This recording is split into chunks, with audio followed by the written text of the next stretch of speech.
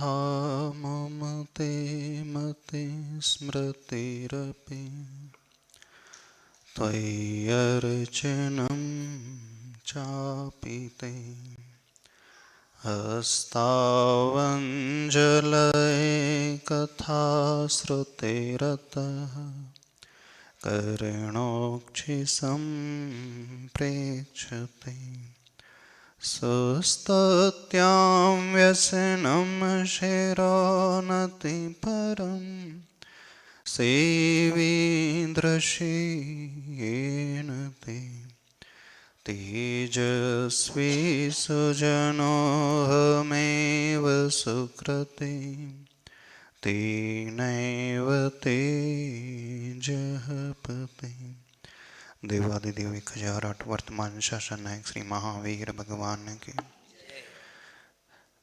पूज्याचार्य प्रवर श्री शांति सागर जी महाराज के संत श्रोमणी आचार्य भगवान गुरुदेव श्री विद्यासागर जी महाराज के पूज्याचार्य श्री समय सागर जी महाराज की जय। परम पूज्य निरापक श्रमण मुनि वीर सागर जी महाराज की समस्त मुनि संघ की जय।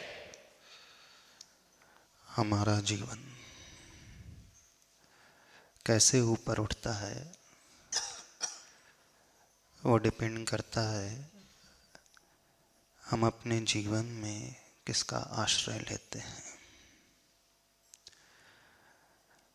जिसका हम आश्रय लेते हैं वह व्यक्ति यदि अपने आप में परिपूर्ण होता है तो वो हमको भी ऊपर उठाने वाला हो जाता है। वैसे परिपूर्ण तो सिर्फ प्रभु होते हैं, समस्त दोषों से रहित वे होते हैं, लेकिन जो भी प्रभु बन नहीं पाए हैं सिर्फ एक स्टेप पीछे हैं प्रभु बनने से।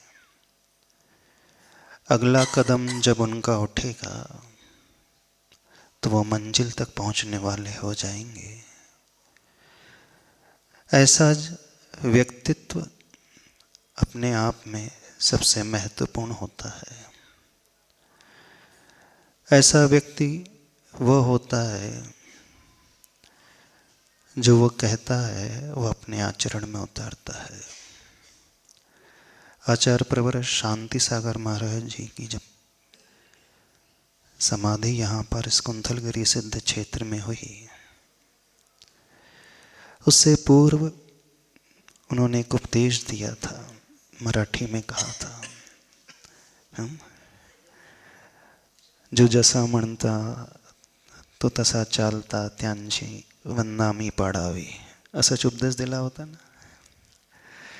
जो जैसा कहता है और वो वैसा चलता है तो उसकी वंदना कर लेना चाहिए, उसकी पूजा कर लेना चाहिए, क्योंकि उसकी कथनी और उसकी करनी बिल्कुल एक होती है। ऐसा व्यक्ति ही गुरु की श्रेणी में आने वाला होता है। जो विषय कषायों से ऊपर उठा हुआ, विषयाशा वशातीत तो निरारंभो परिग्रह ज्ञान ध्यान तपोरत तपस्वी स प्रशस्यते। यहाँ पर उन तपस्वी की बात की जा रही है, उन गुरु की बात की जा रही है जो विषय और आशाओं को जीतने वाले हैं, उससे अतीत हो चुके हैं, जिनके मन में कोई मूर्छा का, कोई आसक्ति का भाव नहीं, कोई लगाव का भाव नहीं, कोई अटैचमेंट नहीं, कोई परिग्रह की भावना नहीं, और जो सिर्फ उस ज्ञान और ध्यान में लीन रहने वाले। ऐसे व्यक्ति परिपूर्ण गुरु की श्रेणी में आने वाले होते हैं। ऐसे व्यक्ति का मिलना अत्यंत दुर्लभ होता है, और जिन्हें ऐसे व्यक्ति मिल जाएं तो समझना उसने जीवन में उन गुरु को पा लिया। ऐसे दुर्लभ व्यक्ति आसानी से नजर नहीं आते, वे तो अपने में रहने वाले, अपनी धुन में रहने वाले, जंगलों में रहने वाले, एकांत में रहने वाले, निर्जन क्षेत्र में रहने वाले, जो उत्कृष्ट साधना करने वाले होते हैं, उन्हें दुनिया से कोई प्रयोजन नहीं होता, लेना देना नहीं होता है।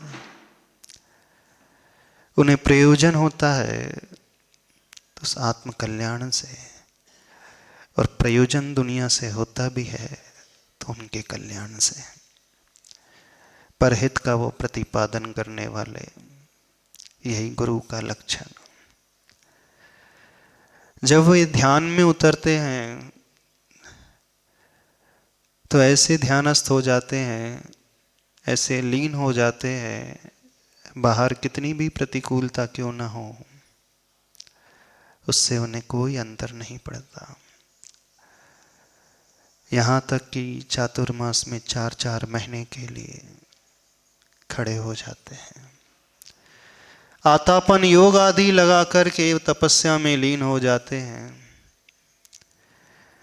ग्रीष्म काल में आग बरसती गिरि शिखरों पर रहते हैं, वर्षा ऋतु में तरुतल रहकर कठिन परिशह सहते हैं। तथा शिशिर हेमंत काल में बाहर भू पर सोते हैं, वंद साधु वंदन करता दुर्लभ दर्शन होते हैं। वर्षा ऋतु का वक्त आता है, समय आता है, उस वृक्ष के नीचे खड़े हो जाते हैं। ग्रीष्म ऋतु का काल आता है, पर्वत के शिखर पर पहुंच जाते हैं, चोटी पर पहुंच जाते हैं। शीत ऋतु का समय आता है, सरोवर के निकट, नदी तट के निकट, खुले आसमान के नीचे, काष्ठ वक्त त्यक्त देहा, इस देह को काष्ठ की भांति मान करके छोड़ देते हैं। देह से, शरीर से कोई लगाव नहीं होता है, उनका लगाव होता है तो एकमात्र उस आत्मा से लगाव होता है। ऐसे उत्कृष्ट साधक आज हमें वर्तमान में तो नहीं मिलते हैं, क्योंकि उनकी परम करुणा होती है। देखने में आता है कि वे निष्ठुर होते हैं, देखने में आता है वे अपने में ही लगे हैं, दुनिया की कोई चिंता उन्हें नहीं है, पर उन जैसी करुणा किसी की नहीं होती है। यदि हम ये समझते हैं कि हमें दुनिया की चिंता है, इस कारण हम दुनिया की भलाई के लिए निकल पड़े, घर घर जाकर के कार्य करने लगे, पर अपनी करुणा बहुत कम है, उनकी करुणा बहुत अधिक होती है। इतनी अधिक करुणा होती है कि वो क्षुद्र से क्षुद्र जीव की भी हिंसा बर्दाश्त नहीं कर पाते हैं, और जिस स्थान पे बैठ गए अथवा खड़े हो गए तो वहाँ हलन चलन किए बिना उस काष्ठ की भांति, उस ठूंठ की भांति बिल्कुल हो जाते हैं। जैसे बाहुबली भगवान की प्रतिमा हम सब ने देखी है, पैरों पर बेल चढ़ी है, गिरगिट हैं, सर्प चढ़ गए हैं, फिर भी हलन चलन उनके शरीर में नहीं। वैसी स्थिति उत्कृष्ट स्थिति होती है उन गुरुओं की। यदि हमें ऐसे गुरु मिल जाएं तो समझना हम सबसे ज़्यादा सौभाग्यशाली, पुण्यशाली। लेकिन वर्तमान में वैसे गुरु तो नहीं मिल पाएंगे। वर्तमान में ऐसे गुरु मिल जाए जो पूर्ण निश्चय में ना, लेकिन हम सब के लिए, इस जनता के कल्याण के लिए करुणा का भाव उनके भीतर जागृत हो जाए, परहित कैसे हो जाए, तो वो हम सब के बीच में भी आ जाते हैं। और वे जब हमें इस रूप में प्राप्त हो जाए तो समझना हमने गुरु को पा लिया। वे गुरु परम निष्प्रह, परम निरेही, कोई आकांक्षा, कोई इच्छा नहीं, अपने प्रति एकदम निष्ठुर, शरीर के प्रति कोई भावना नहीं, कोई लगाव नहीं। लेकिन जब वह दुनिया को देखते हैं, प्राणी मात्र को देखते हैं, तो तीव्र आकांक्षा उनके हृदय में पैदा होती है। स्वयं के प्रति आकांक्षा से रहित, इच्छाओं से रहित, लेकिन प्राणी मात्र के प्रति गहरी आकांक्षा। और वो आकांक्षा कैसे इस संसार का कल्याण हो सके, कैसे इस संसार में रहने वाले वे दुखी जीव, वे कष्ट में रहने वाले जीव ऊपर उठ सके। उस समय उनका हृदय उस क्रंदन से भर उठता है जो अपने लिए कभी नहीं सोचते और पर के लिए सोचने में वे कभी रुकते नहीं। जब वो ध्यान में बैठते हैं तो एकदम निष्ठुर हो जाते हैं, लेकिन जैसे ही व्यवहार में आते हैं तो ऐसे हो जाते हैं कि उनसे अधिक आत्मीय हमारे जीवन में कोई होता नहीं। जो एक सिक्के का पहलू निष्ठुरता वाला होता है, दूसरे सिक्के का वही पहलू परम करुणा वाला होता है। तो इस समय, इस कलिकाल में हमें ऐसे साधक मिल जाएं तो हमारी बड़ी बलिहारी मानना। हमें, हम सबको महान गुरु के रूप में आचार्य प्रवर गुरुदेव श्री विद्यासागर जी महाराज मिले।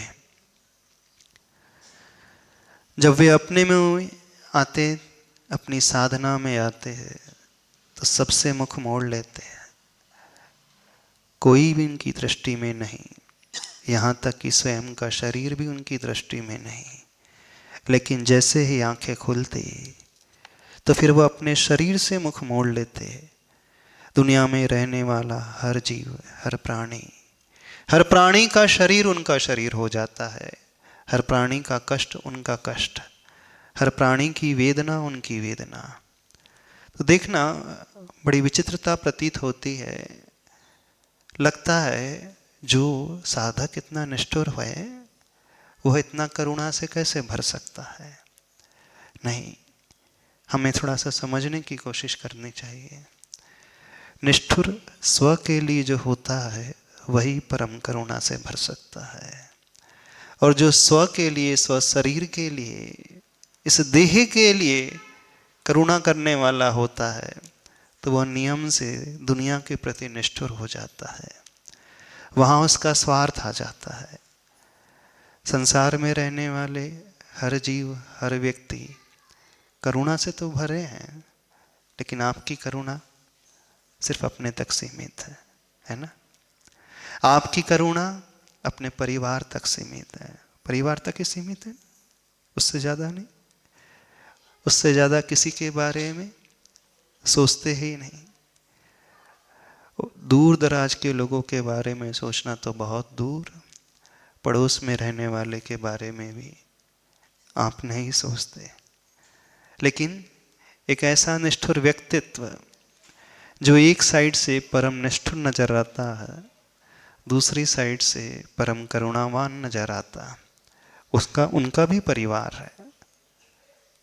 उनका भी परिवार, लेकिन उनका परिवार बहुत बड़ा परिवार, सबसे बड़ा परिवार, या यूं कहें उनका परिवार सारा विश्व ही हो जाता है।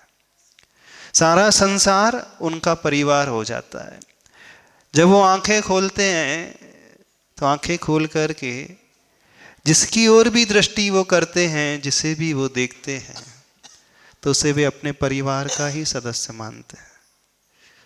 इसलिए वो परम करुणा पैदा हो जाती है। तो यदि हम कुछ चाहते हैं सीखना, तो एक बात सीखो, आचार्य भगवान को स्मरण में ला करके सीखो। आप आचार्य भगवान के उस पक्ष को तो नहीं स्वीकार कर पाओगे जो पक्ष उनका निश्चय का पक्ष, जो आत्म साधना का पक्ष, जो ध्यान का पक्ष, जो वर्षा, शीत और ग्रीष्म तीनों ही ऋतु में बड़ा निष्ठुर होकर के, देह से भी निवृत्त होकर के खड़ा हुआ पक्ष, स्वयं के लिए एकदम कठोर पक्ष, वैसा पक्ष तो आप ग्रहण ही नहीं कर पाओगे। कितनी शक्ति, इतनी क्षमता है भी नहीं। तो ठीक है, उनका दूसरा पक्ष ही देखने की कोशिश कर लो। और उनका दूसरा पक्ष है, वह पक्ष है उस अहिंसा का पक्ष, उस करुणा का पक्ष, उस एम्पैथी की भावना का पक्ष। बस करना इतना ही है कि अपने घर की चार दीवारी की जो लंबाई चौड़ाई है ना, थोड़ा सा उसे विस्तारित करना है। अभी आपका घर 3 BHK, 4 BHK, 2 BHK अथवा 1 कोठी अथवा 2 मंजिल का मकान, 3 मंजिल का मकान, यहीं तक सीमित है। बस इतना करना है कि अपने घर की चार दीवारी को थोड़ा सा इतना विस्तार देना है, इतना विस्तार देना है कि आजू बाजू जहाँ आप देखें, आपकी दृष्टि में वो परिवार का सदस्य आ जाए। बस ये आपने सीख लिया तो मानना आपने जीवन में गुरु को पाया नहीं, आपने जीवन में गुरु को अपना लिया। गुरु को पाना तो बड़ा आसान हो जाता है। पूर्व पुण्य कर्म के उदय से कई लोगों को गुरु का समागम मिला, गुरु के दर्शन मिले, कई लोगों को मिले, नहीं मिले, उनकी सेवा का सौभाग्य मिला। ये जो पाया सिर्फ पूर्व पुण्य कर्म के उदय से पाया। ये तो हजारों नहीं, लाखों नहीं, करोड़ों लोग पा जाते हैं। और ऐसा नहीं कि जीवन में पहली बार ही गुरु को पाया, पहली बार ही गुरु को देखा, ऐसा नहीं। न जाने कितने भाव में उन गुरु के दर्शन किए होंगे, न जाने कितने भाव में उन गुरु के चरणों के निकट भी गए होंगे, न जाने कितने बार उनकी पूजा भी की होगी, नतमस्तक भी हुए होंगे। लेकिन जो भी किया वह स्वार्थ से भर करके किया, अभी पूरा अपनाया नहीं। और पूरा अपनाने का अर्थ जानते हो क्या होता है? गुरु को पूर्ण अपनाने का अर्थ है कि हमारी दृष्टि हमारी ना रहे, हम देखें तो इन आंखों से, लेकिन वो दृष्टि गुरु की हो जाए। जैसे आप चश्मे से देखते हो ना, लेंस लगा करके, तो जैसा लेंस होता है उसी के अनुरूप अक्षर छोटा और बड़ा दिखने लगता है, दिखने लगता है ना। दूर की वस्तु भी निकट नजर आने लगती है। ये चमत्कार किसका होता है? उस लेंस का होता है। आंखें आपकी अपनी हैं, लेकिन लेंस की इतनी विशेषता है कि जिस प्रकार का लेंस होता है, वह लेंस बहुत दूर की वस्तु को भी एकदम निकट ला देता है ना। चंद्रमा को भी वो देखता है तो ऐसा लगता है चंद्रमा एकदम सामने ही है, भले ही वो चंद्रमा बहुत दूर रहता है क्षेत्र की अपेक्षा। लेकिन उस टेलीस्कोप अथवा उस लेंस का चमत्कार है कि वो इतना निकट आ जाता है। लेंस ने आपको आंखें नहीं दी, आंखें आपकी स्वयं की होती है, शक्ति आपकी स्वयं की होती है, लेकिन लेंस की विशेषता वो होती है कि वो दूर की वस्तु को भी निकट जैसा प्रतीत करा देता है। तो बस इतना ही करना है कि दृष्टि हमारी है, आंखें हमारी है, लेकिन लेंस गुरु का हो जाए। जब लेंस गुरु का हो जाएगा तो हमें वही नजर आएगा जो गुरु को नजर आता है, बिल्कुल। और ज्यादा कुछ नहीं करना, यानी हमारी हर दृष्टि गुरु की दृष्टि बन जाए। हमारे हाथ से होने वाला हर कार्य गुरु के हाथ से होने वाला कार्य हो जाए। जब आप कोई कार्य करोगे और ये सोच करके करोगे ये तो गुरु के हाथ है, तो विश्वास मानना आप इन हाथों से कभी पाप ही नहीं कर पाओगे। कर पाओगे? बिल्कुल नहीं कर पाएगा व्यक्ति, क्योंकि गुरु के हाथ से कभी पाप नहीं होता है। चरण आपके हैं, चलोगे आप, लेकिन चलते हुए यह महसूस करने लगो कि ये चरण तो गुरु के चरण है, तो ऑटोमेटिकली आप इन चरणों का प्रयोग करोगे तो जीवों को देख करके करोगे। कहीं किसी जीव पर ये पैर न रखा जाए। हृदय आपका है, धड़क रहा है, आपके लिए ही धड़क रहा है, आप ही के शरीर में है। लेकिन जिस समय ये धारणा आ जाए गहरी कि ये हृदय हमारा ना है, गुरु का है, तो फिर इस धड़कन में से वही आवाज आएगी जो आवाज उनके हृदय के धड़कन से निकलती थी। विश्वास मानो, जैसा उनका हृदय धड़कता था दूसरों के कष्टों को देख करके, पीड़ा को देख करके उनका हृदय रोता था, वैसे ही फिर हमारा हृदय भी रोने लगेगा, वही भावना अपने भीतर पैदा करने लगेगा। जितने हमारे शरीर के अंग उपांग है, शरीर के 8 अंग हैं, हर अंग में गुरु के अंग को देखने की कोशिश कर लेना। हर उपांग में गुरु के उपांग को देखने की कोशिश कर लेना। शरीर के जितने इंटरनल पार्ट्स हैं, चाहे वो हृदय है, चाहे वो लीवर हो, चाहे वो किडनी हो, चाहे वो लंग्स हो, चाहे वो मस्तिष्क हो, चाहे वो रीढ़ हो, हमारे शरीर के हर अंतरंग अंग में भी वह गुरु का अंग जिस दिन हमें नजर आने लगेगा तो समझना हमने गुरु को अपना लिया है, हमने गुरु को आत्मसात कर लिया है। बस गुरु पूर्णिमा है तो गुरु पूर्णिमा में यही होता है। गुरु पूर्णिमा में गुरु को अपनाया जाता है। ऐसे गुरु जो अपने लिए भी जीते हैं और सारी दुनिया के लिए भी जीते हैं। जब वे अपने लिए जीते हैं तो सारी दुनिया से आंखें मूंद लेते हैं।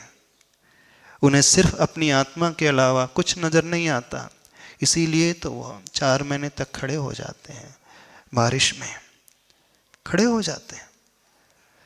प्रतीत होता है बड़े निष्ठुर हैं, पर निष्ठुर नहीं, 1 mm भी वो यदि कदम आगे उठा लें तो चारों तरफ जीव राशि ही जीव राशि नजर आती है। तो उनका हृदय कहता है यह जीवों का तो घात हो जाएगा। करुणावान जो व्यक्ति होता है वो ऐसा कैसे कर सकता है? यही सोच करके, पर की पीड़ा को सोच करके एक स्थान में रुक जाते हैं। आचार्य भगवान का वो हाइकू, पर की पीड़ा अपनी करुणा की परीक्षा लेती, ये हाइकू उन पर एकदम फिट बैठता है। किन पर? जो 4 महीने के लिए चातुर्मास के दौरान ध्यानस्थ हो जाते हैं। वो दोनों ही पक्ष को लेकर के चलने वाले होते हैं, स्वात्म कल्याण के पक्ष को भी और पर पीड़ा के पक्ष को भी, उस परम अहिंसा के पक्ष को भी लेकर के चलने वाले होते हैं। बस हमें इतना ही करना है, हम ज्यादा कुछ नहीं कर सकते। इतना तो कर सकते हैं कि जो भी हम अपने इंद्रियों का प्रयोग करें, चाहे आंखों का प्रयोग करें, चाहे मुख का प्रयोग करें, चाहे हम वाणी का प्रयोग करें, चाहे हम हाथ पैर का प्रयोग करें, चाहे हम कानों का प्रयोग करें, चाहे हम हृदय का प्रयोग करें, चाहे हम अपने मस्तिष्क का प्रयोग करें, यह सोच करके कि यदि गुरुदेव होते हैं तो वो कैसे प्रयोग करते। बस इतना सही सोचना है।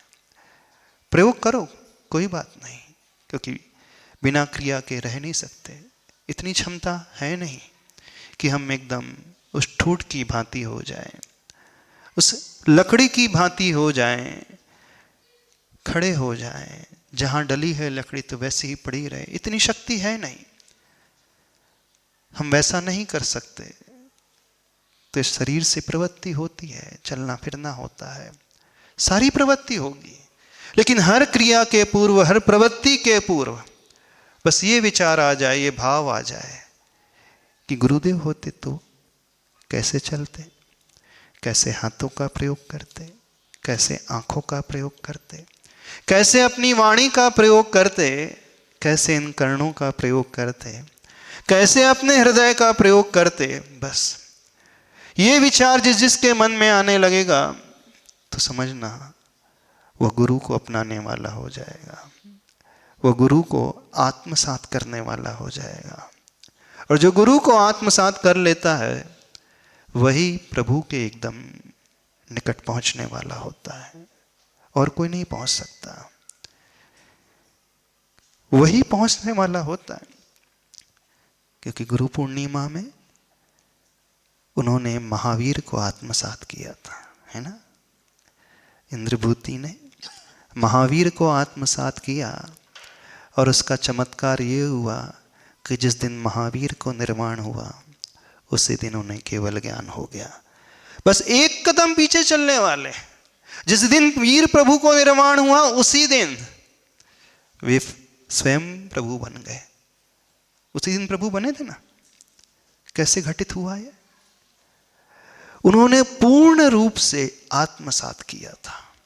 बस हम भी पूर्ण रूप से आत्मसात करना सीखें तो वह ऐसा व्यक्तित्व होता है जो विषय आशाओं से ऊपर उठा हुआ, मूर्छा से, आसक्ति से ऊपर उठा हुआ है, इच्छाओं को जीतने वाला, स्व के बारे में कुछ नहीं सोचने वाला, पर के बारे में ही सोचने वाला, अथवा दूसरी दृष्टि से कहें तो स्व के बारे में ही सोचने वाला पर से एकदम निष्ठुर हो गया।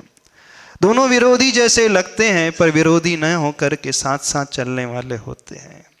तो ऐसे परम गुरु को हमें अपने जीवन में अपनाना है, हमें अपने जीवन में आत्मसात करना है। बस चातुर्मास की स्थापना में यही संकल्प।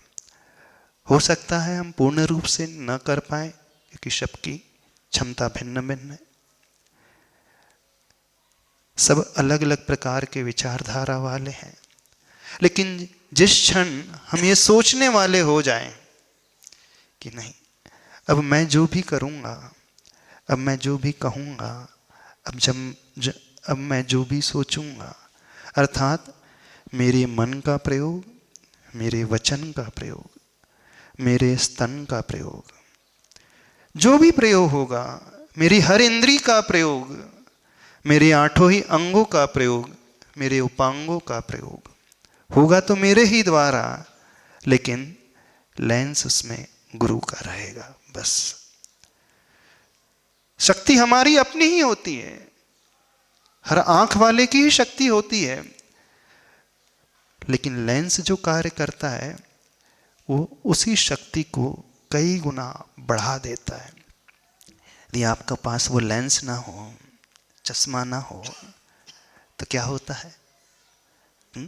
सामने रखी हुई जिनवाणी भी नहीं पढ़ पाते हैं।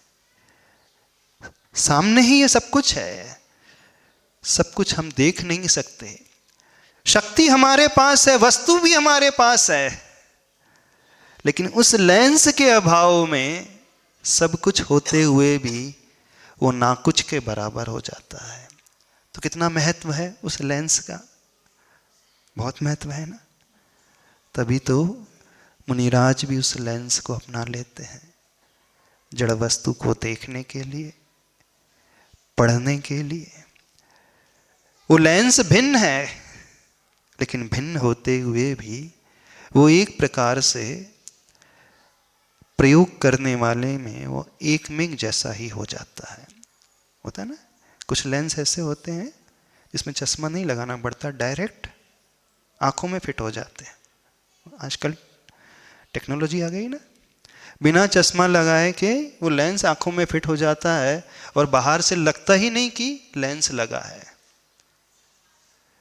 बाहर से क्या लगता है? सामने वाला व्यक्ति अपनी ही आंखों की शक्ति से देख रहा है, और एज इट इज देख रहा है, जैसा है वो बिल्कुल वैसा ही देख पा रहा है। दुनिया को नजर नहीं आता, लेकिन वो व्यक्ति जानता है कि शक्ति मेरी है, लेकिन मैं उस छोटे से ट्रांसपेरेंट लेंस से देख पा रहा हूँ। तो एक संकल्प इस चातुर्मास में, एक संकल्प इस गुरु पूर्णिमा में, कि हमारा जो लेंस रहेगा वो लेंस किसका रहेगा? गुरु का लेंस हो जाएगा। बस गुरु का लेंस फिर जो हमें दिखाएगा वो अच्छा अच्छा ही दिखाएगा, बिल्कुल सुंदर से सुंदर ही दृश्य दिखाएगा। यदि बाहर कुरूप दृश्य भी क्यों ना हो तो उस ओर दृष्टि नहीं जाएगी, बाहर गंदगी भी क्यों ना हो तो वो हमें नजर नहीं आएगी, क्योंकि गुरु की महिमा ऐसी होती है, गुरु हमेशा गुणग्राही दृष्टि ही रखने वाले होते हैं, गुरु हमेशा अच्छा ही देखने वाले होते हैं, गुरु हमेशा उस करुणा के भाव को ही लाने वाले होते हैं। तो लेंस तो आँखों के लिए है, लेकिन एक दृष्टि है, एक विज़न है, वो हमारे चेतना के लिए, एक विज़न हमारे शरीर के अंतरंग पार्ट्स के लिए, अंगोपांग के लिए, एक विज़न हमारी आत्मा के लिए, हमारे सब के लिए। बस समझना, हमने गुरु को पाया नहीं अकेले, हमने गुरु को अपना लिया है। बस गुरु को अपनाते ही फिर वो चमत्कार घटित हो जाएगा, जैसा चमत्कार किसके जीवन में घटित हुआ था? गौतम स्वामी जी के जीवन में घटित हुआ था। जब तक वह स्वयं गुरु नहीं बने, इन परम गुरु को पाकर के उन्होंने गुरुत्व पाया, और जिस दिन प्रभु छोड़ करके चले गए, वे स्वयं दूसरे प्रभु को दे करके चले गए, वही केवलक की दृष्टि दे करके चले गए, सारे संसार को देखने वाली दृष्टि को दे करके चले गए। तो बस यही भावना हम सभी लोग भाएं इस पावन पुनीत क्षेत्र में, एक ऐसा क्षेत्र जहाँ की माटी का एक एक कण हमें उन कुलभूषण तेजभूषण महातपस्वी की भी याद दिलाता है, हमें उन 36 दिनों तक चलने वाली उस सल्लेखना का भी स्मरण कराता है, और इस युग को बदलने वाले, इस युग को दृष्टि देने वाले, मुनियों को दृष्टि देने वाले, श्रावकों को दृष्टि देने वाले आचार्य प्रवर, धुरंधर आचार्य प्रवर श्री शांति सागर महाराज जी का भी स्मरण कराता है। तो उन शांति सागर महाराज जी को यहाँ आकर के परम गुरु भी प्रभु के रूप में मिल गए, और उन्होंने अपने जीवन के उस अंतिम लक्ष्य को पा लिया। हम सब भी यहाँ रहते हुए यही संकल्प, जैसा कार्य उन्होंने किया प्रारंभ से ही हम ऐसी भावना बनाते हुए उनके नक्शे कदम पर कदम बढ़ाते चले जाएं, तो फिर हमारी भी वही मंजिल होगी जो मंजिल उनकी रही, हमारी भी वही दशा होगी जो दशा उनकी रही। बोले देवादिदेवी खजाराट श्री महावीर भगवान की, संत श्रोमणी आचार्य भगवान गुरुदेव श्री विद्यासागर जी महाराज की, परम पूज्य निर्यापक श्रमण मुनि वीर सागर जी महाराज की जय, परम पूज्य विशाल सागर जी महाराज की जय।